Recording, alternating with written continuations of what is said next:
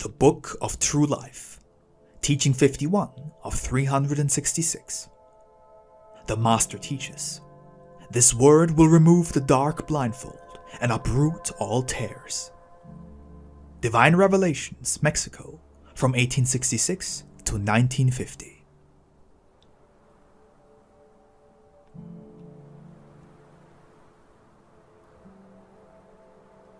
The Lord says, "My disciples, today you welcome me with great joy and tenderness in your hearts. The reason for this is that your spiritual mother was with you beforehand, embracing you with her divine essence.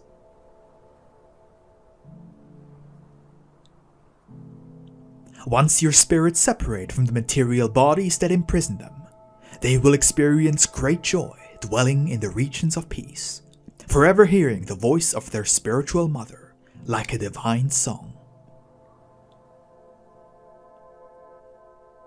Your faith and love for your spiritual mother is a seed I entrust to you, so that you will cultivate it in the hearts of your brothers. All who receive the mark on their foreheads through my mercy will go forth and illuminate the right path. It has been a long time since I ordered those same spirits to mark the doors of their houses with the blood of the Lamb, as a symbol of our covenant and of purification. Only I know why I have marked you throughout all times. Only I know your destiny and the nature of your restitution, and that is why my justice always accompanies you, to keep you away from evil.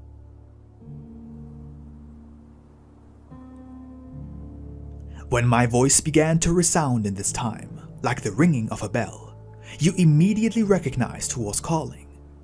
That is when you arose to hear and follow me later on. May no one among this multitude consider himself a king or a lord because of the gifts that he received from me, or the dignity I granted him. Instead, each and every one of you must practice great humility and become deeply devoted to the keeping of my law.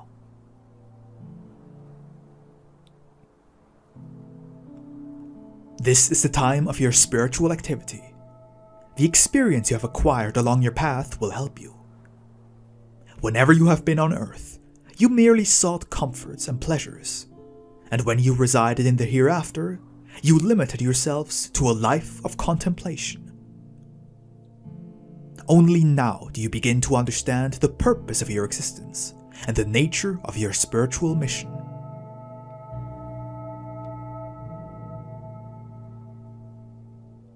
Every day, men open new paths of moral perversity, and that is where you must plant this seed, you laborers of Jesus, so that the example of your good deeds may testify to the truth of my doctrine, and lead your brothers away from their materialism. Allow your lives to always follow the right way. When death opens the gates of eternity to your spirit, your brothers can say, "Behold, this was a just one." When you come into my presence, the Father will tell you, "Come, you shall live with me eternally." Elijah, the spiritual shepherd of the third era, has been entrusted with the care for the spirits, the sheep in the sheepfold of the Lord. He is the one who will unite the 144,000 I am signifying with the mark of my divinity. And once they have been marked, my justice will be unleashed on earth. Today, Elijah lights a lamp in every single spirit, so that no one may become lost during the time of trial. My people, my ray of light transforms into words through my spokesman, teaching you my doctrine. This word has touched your hearts and indicated the path that leads to happiness, alleviating the weight of your cross. Strengthen yourselves in my word to faithfully endure your trials, and to fulfill your work with love and humility. Do not fear what others might say about you, nor forget that you will have to be tested a great deal. Humanity will once again rise up against me. Men need to scrutinize my work. Only then will they succeed in discovering the truth and the just law. Only then will they be able to find my presence and perceive my wisdom and love. You have a very important mission to fulfill in this battle, but do not believe that you are possessors of my law, for I am the law, and you are only its interpreters. Be content, knowing that you do not possess magnificent temples which someone could destroy, for you can have your gatherings in a simple chamber, or perhaps in a valley, or even on a mountain. Wherever my children gather and call me, there I will be with them. I also tell you that no human power will ever be capable of stopping this word. You will continue to receive it uninterrupted until the day set by my will. Should men attempt to prevent my disciples from speaking, or even murder them before that day arrives, then even their corpses would cry out. The prophecies I have given to you in my word will be faithfully fulfilled, for I have not come to deceive you. I will not give you stones instead of bread, or serpents instead of fish. I am the way, the truth, and the light. During the second era, I merely announced to you the kingdom from which I came, and which you will enter. Now I come to reveal much of the beauty of that divine mansion to you. This new life is the beginning of the kingdom of peace I have promised you.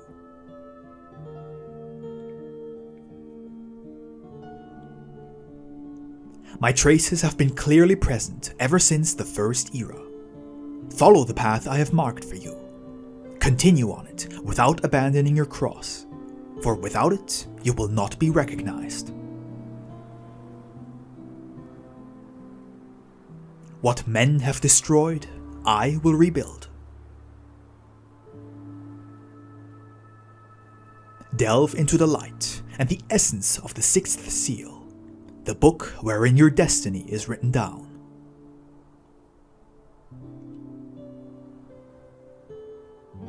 I give you lessons that comfort you, lessons that teach you, and yet others that prepare you, so you will lack nothing to help you along the way.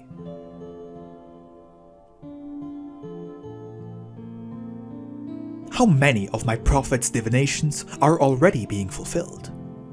As Joel prophesied, I will pour out my spirit over all flesh. John the Apostle saw this time in his prophetic visions, and my word will continue to be fulfilled throughout eternity.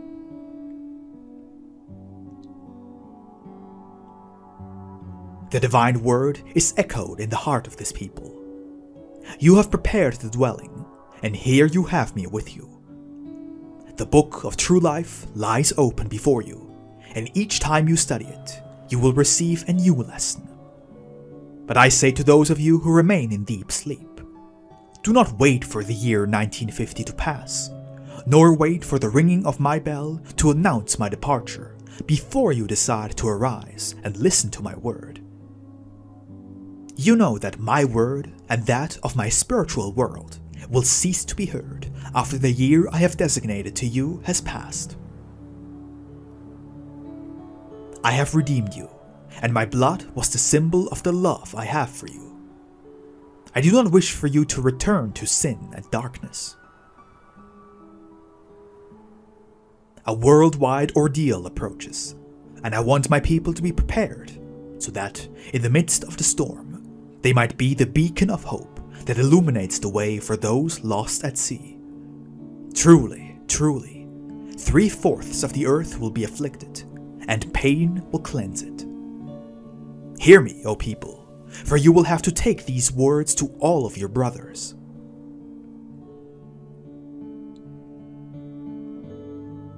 You will eliminate all selfishness you may have held in your hearts, and you will make room for mercy. Could you possibly preach about love without feeling it? Before you place that mask of hypocrisy on your face, I will teach and test you until your heart learns sincerity. The day of my departure will come, and whoever has known how to prepare himself will feel spiritually situated to the right of the Lord. Truly, however, I say to you, that the number of those who are disobedient, of those who leap over the forbidden wall, will be great. They will be the ones who, despite having heard me a great deal, did not know how to make use of the lesson, nor did they understand it. In their ignorance, they will ask the Father to be with them for a while longer, even though I have told them many times that my word is that of a king, and it never fails. Heaven and earth would cease to be, and the sun would no longer shine, if even one of my words were not fulfilled. For that reason I tell you that it was my will to announce to you the end date of this manifestation on the first days of my communication, so that all of you would know it and be prepared. Elijah announced my arrival to this multitude. Through Roque Rojas, he also designated the year 1950 as the year of my departure. That is, the final phase of the communication through human spokesmen.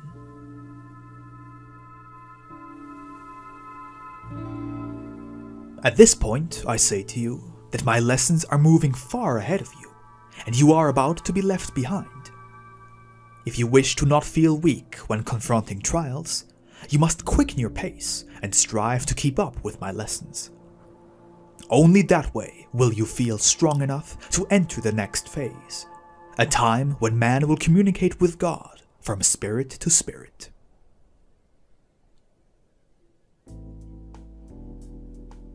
I have revealed the presence of the spiritual world to you, so you might feel the closeness of your brothers and receive their wise advice. They have come to teach you spiritualization. Why have you constantly desired for them to become materialized? Although you will not succeed in this endeavor, you will cause them suffering.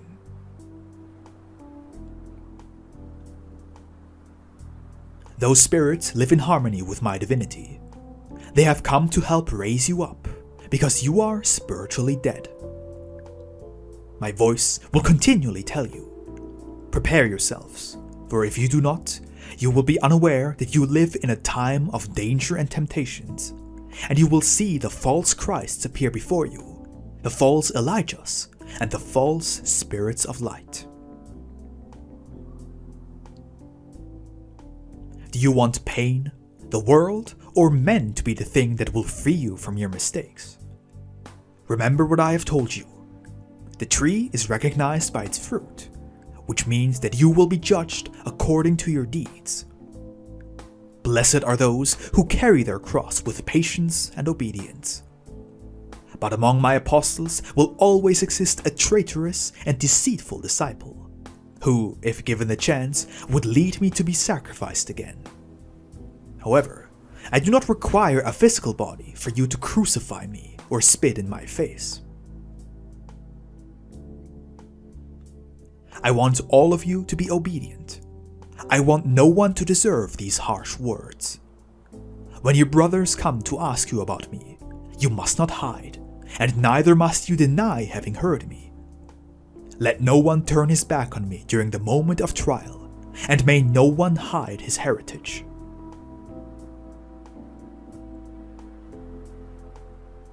My lesson is extensive in each of my teachings. I wish to construct a spiritual sanctuary for your brothers within your hearts, a place for me to dwell. Make use of this time in which my word caresses your spirits through the spokesman.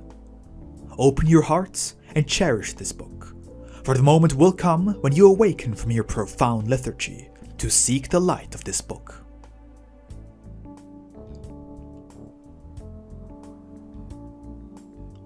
I speak to you from atop my cross of love, but it is not blood that is now flowing from my body, but rather light, released in rays that descend onto men.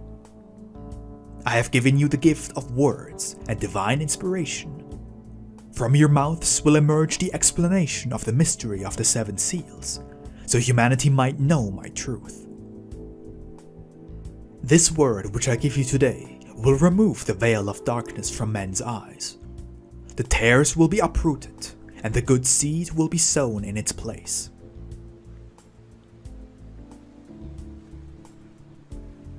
You are following a path of blood, vice, and sin, and you renounce those who left those tracks, unaware that they were left by none other than you in your previous lives. As such, you cannot consider yourselves without responsibility during this time. You will soon come to understand that my justice, although it seems harsh and relentless to you, contains nothing but love.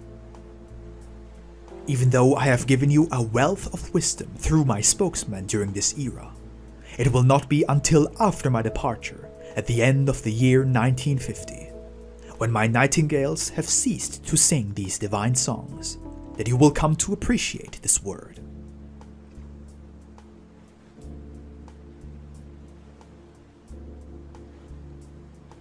My words are those of a king.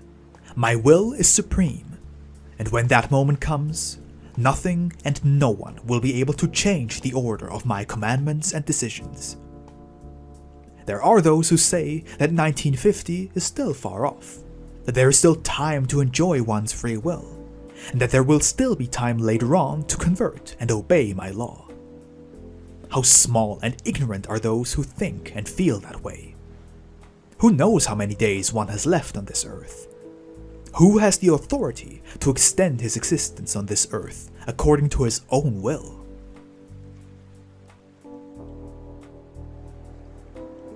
May no one leave his spirit in a deprived state when his material body ceases to exist.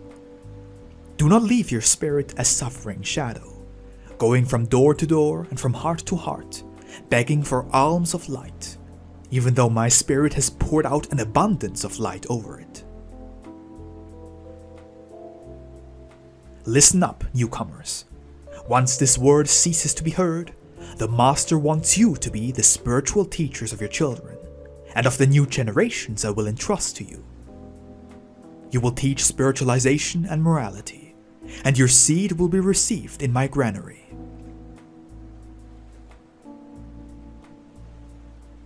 The hypocritical Pharisees of the second era constantly crossed my path, hoping to find a blemish in my work or a lie among my words. They were never able to find even a single mistake. You will be scrutinized during this time, as was Jesus. But since you do not have the strength and the wisdom of the Master, I want you to at least always remain on the true path. After all that I have told you and the time that I have granted to you, your prayers should be almost fully spiritualized, but you still have not triumphed over the world. The spirit still has not gained control over the physical body. During the second era, I sought disciples along the shore of the Sea of Galilee. When I found those who were to follow me, I told them, "Come." They followed me, and they left everything to do so. To the multitudes who believed in my word, I would say, "Whoever wishes to hear me, let him distribute his belongings among the needy and follow me. I have come to show you the path that will lead you to my kingdom."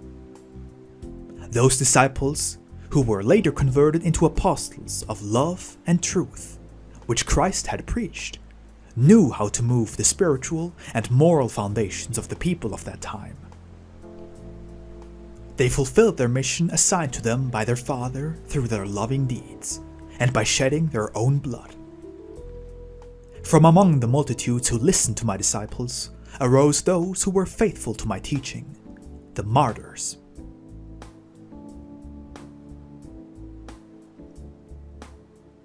Today, I do not demand your life or your blood, for you now live in a different time. Nevertheless, could you not do something similar to what those people did in their love, self-denial, and faith? Some may tell me, "Father, I am willing to give my life for you." And I answer them, "No, child, do not give up your life without knowing for what purpose. you would do better preserving your life and being useful to your brothers. After that, when you have finished your mission, do offer it to me in humility. Today you tell me, Lord, we do not live by bread alone. Come to us and give us your word. In the midst of the vicissitudes of your life, you remember me. You are the strong people, but in those moments of greatest suffering, you remember the one who was crucified, asking him for strength.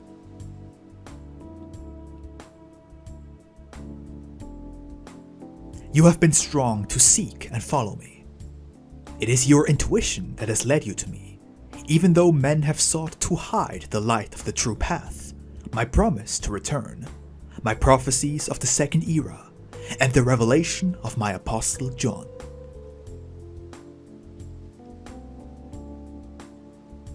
In spite of all that, you have known how to stay away from idolatry and fanaticism, defending your spirit's faith. And when you heard that Christ had returned and was teaching the multitudes, you answered the call and recognized that he was the master by the humble form in which he manifested himself, by the simplicity of the surroundings, and by the humility of those who followed him. If you had been told that he was manifesting himself in the palaces of men, you would not have believed it, because the memory of the Rabbi of Galilee has not yet disappeared from your spirits. Neither would you have believed that he incarnated again as a man.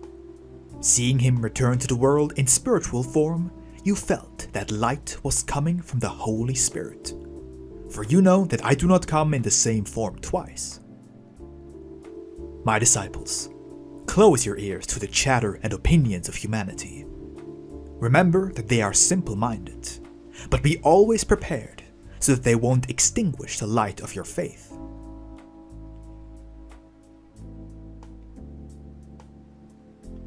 I reveal the secret to you, so that you will never deviate from the path of true life, since there is no one in this world during this time who knows how to guide you along the path of truth.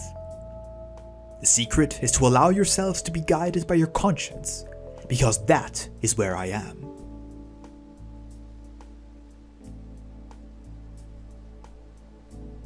All men and peoples have leaders, but if I were to ask them, where have you been led? They would answer, to suffering, to the abyss, and to destruction. I am giving you a detailed description of the path that leads to me, teaching you to live with purity on this earth, so that your spiritual worship is pleasant and pure. I tell you to be true humans, so you may be spiritualists, fulfilling your duties towards the Emperor, as well as those towards your God.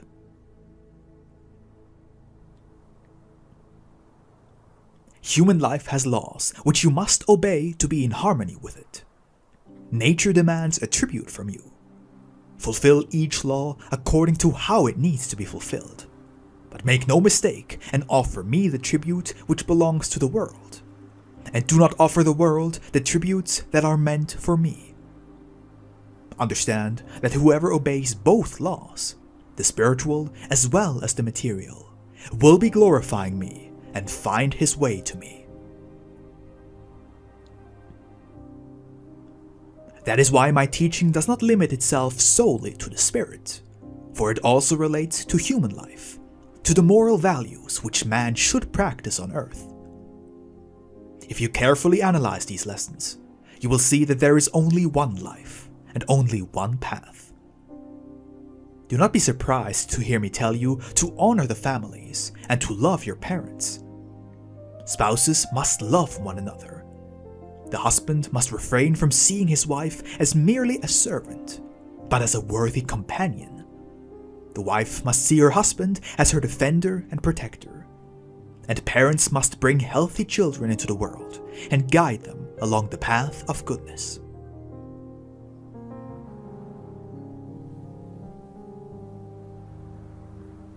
And do not be surprised if I tell you to give to the emperor, i.e. the state and government, what he asks of you, for that is also a law that man must fulfill.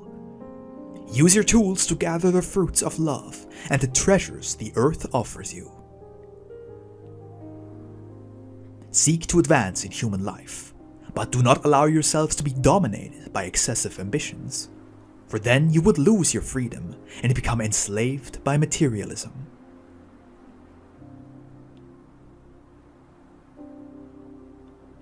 Do everything as your conscience dictates, so that each of your deeds reflects justice. Respect your leaders, answer their calls, and work with them for the good of all. Respect the religious beliefs of your brothers, and when you enter their churches, do so with sincere humility and respect, knowing that I am present in all worship. Do not reject the world in order to follow me, and do not depart from me by pretending you have too many other responsibilities here on earth. Learn to combine both laws into one. I free your spirits only from the things that are needless and false, thereby enabling your spirits to rise above all misery, enslavement, and humiliation during the difficult trials of this earthly life. Listen to my voice, which tells you, there is no one on earth who has power over your spirits. I must speak to you in this manner in order to destroy the erroneous interpretations that have been attributed to my doctrine. Today, I communicate through these my spokesmen, individuals who are not righteous, but whom my will has nevertheless chosen. They know that the greater their preparation and purity are, the greater will be the inspiration they receive. This is the reason for the renewal and regeneration of these children of mine. Yesterday they were sinning, but today they are striving to become worthy of proclaiming my word.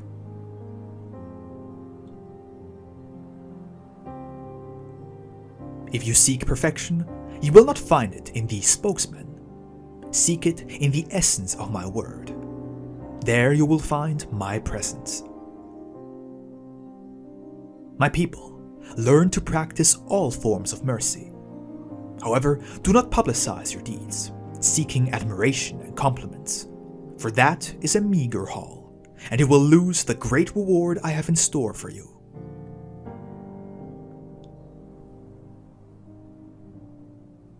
I am not telling you to merely purify your spirits, but also to strengthen your physical body, so that the new generations that will emerge from you might be healthy, and their spirits will be able to fulfill their delicate missions.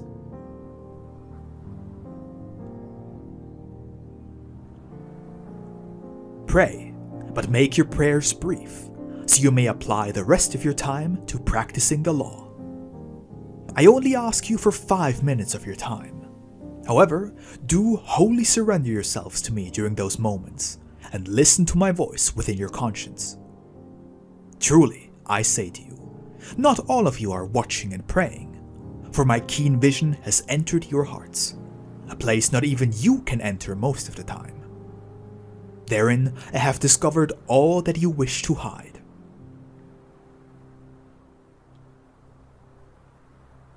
This is the time of judgment for humanity. My divinity judges men, peoples, and nations, one by one. Nevertheless, men have not become aware of that, nor do they truly know the time in which they live.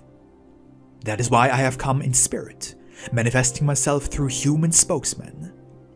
Through them, I have revealed to you who it is that speaks, the time in which you live, and what your mission is.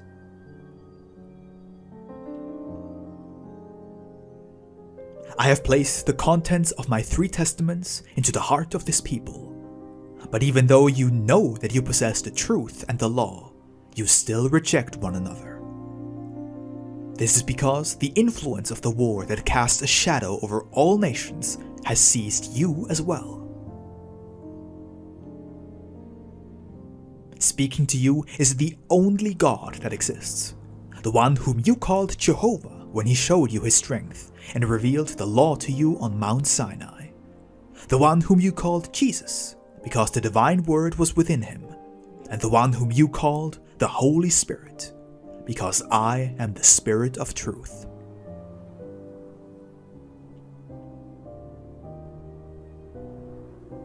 How is it that you see three gods where there is only one? You are all children of this God. Being brothers, why is it that you nonetheless do not know how to love one another here on earth? You know that men kill other men, that blood flows abundantly, and yet the pain that drenches the earth does not move your hearts even in the slightest. I have told you to pray, and if you obey my commandments, you will not have to fear wars, hunger, plagues, or unknown diseases. But you are only exempt from these hardships so that you may pray and care for your fellow men. Do not doubt the power of prayer, because it is the Spirit's greatest weapon.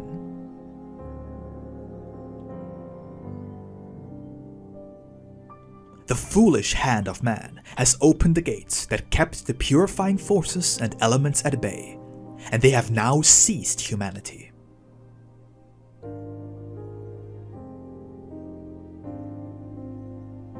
Nations of the earth, you are enduring great bitterness, and you feel the pain deep within your hearts. Since you have wanted it so, endure this bitterness with patience, so your spirits may benefit from this experience and become enlightened when you arise to seek the true path. Upon this path, you will find the ruins of the temple you had destroyed within yourselves. You will have to rebuild that temple, so that my voice may speak to you therein, and you will once again possess my law.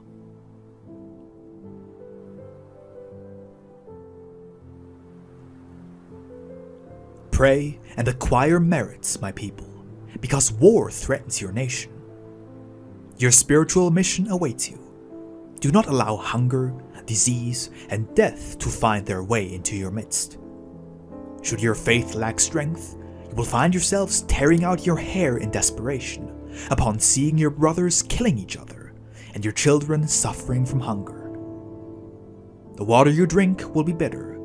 The mountains and valleys will dry out. The trees will bear no fruit. And this land, considered by many to be the promised land due to its wealth and abundance, will have nothing to offer the foreigner who approaches it in search of freedom or bread.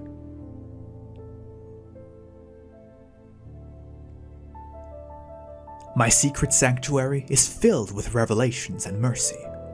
I only await the moment when mankind begins to seek the Father and becomes pure and humble, so that I may shower mankind with all that I have in store for it. Despite all of this, however, you have always defied my justice, and this time I have accepted your challenge. I come to wage war. My power is great, my armies are numerous, and my weapons are impossible to avoid. I will triumph in the end.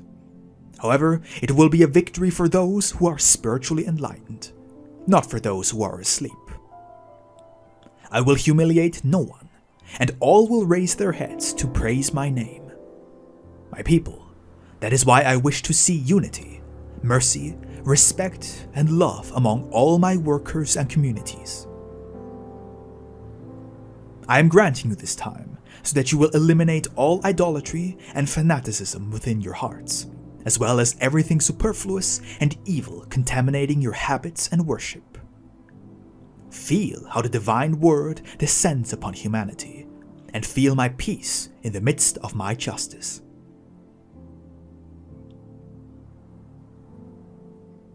O valley of tears and blood, where men erect their thrones to worship themselves and dig their own graves. I come to free them from sin and death, because they have chained and enslaved themselves. Truly, I say to you, this world no longer belongs to you, and that is why it rejects humanity at every turn.